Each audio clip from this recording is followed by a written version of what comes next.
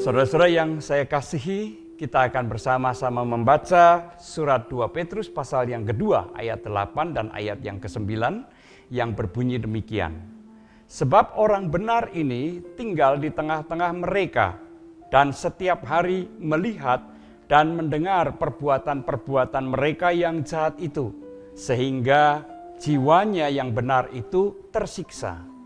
Maka nyata bahwa Tuhan tahu menyelamatkan orang-orang saleh dari pencobaan dan tahu menyimpan orang-orang jahat untuk disiksa pada hari penghakiman. Sebelum kita merenungkan firman ini, mari kita satukan hati kita di dalam doa. Kami hendak merenungkan firman-Mu ini ya Tuhan. Biarlah firman-Mu menyegarkan kami, meneguhkan dan menguatkan kami. Di dalam Kristus kami berdoa. Amin.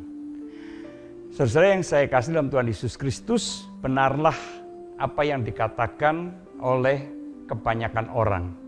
Apa yang baik itu sulit untuk ditularkan, tetapi alangkah mudahnya menularkan segala yang buruk.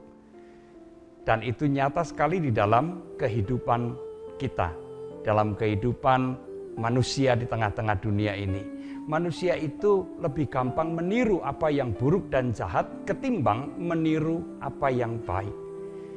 Nah, saudara yang terkasih, surat 2 Petrus ini menampilkan salah satu contoh, yaitu Lot. Kita mengenal Lot yang hidup di kota Sodom dan Gomora. Lot dan keluarganya berusaha untuk hidup dengan benar di hadapan Allah. Sementara masyarakat yang ada di sekitarnya adalah masyarakat yang berdosa, tidak peduli pada Allah, setiap hari melakukan apa yang jahat dan berdosa. Dan hal itu menyebabkan Lot sangat tersiksa, sangat menderita oleh karena tentu saja bukan hanya melihat tetapi juga mengalami kejahatan-kejahatan dari orang-orang yang ada di sekitarnya. Tetapi hal yang kita pelajari dari Lot adalah bahwa ia tidak putus asa. Sekalipun kebaikan dan kesalehan yang dilakukannya setiap hari tidak menular kemana-mana, kesalehan dan kebaikannya juga tidak mengubah wajah kota Sodom dan Gomora, tidak berarti kemudian Lot berpikir bahwa semuanya itu kesia-siaan belaka. Ia memang menderita, tetapi penderitaan itu tidak membuat dia kemudian berubah pikiran, berubah sikap, dan berubah dalam kehidupannya. Ia tetap menjaga kekudusannya di hadapan Allah. Dan itu tidak sia-sia. Karena kemudian kita membaca kesaksian Alkitab yang menyatakan bahwa Lot dan keluarganya terselamatkan, tentu kecuali istrinya. Sementara masyarakat kota Sodom dan Gomora dihancurkan di dalam penghukuman Allah.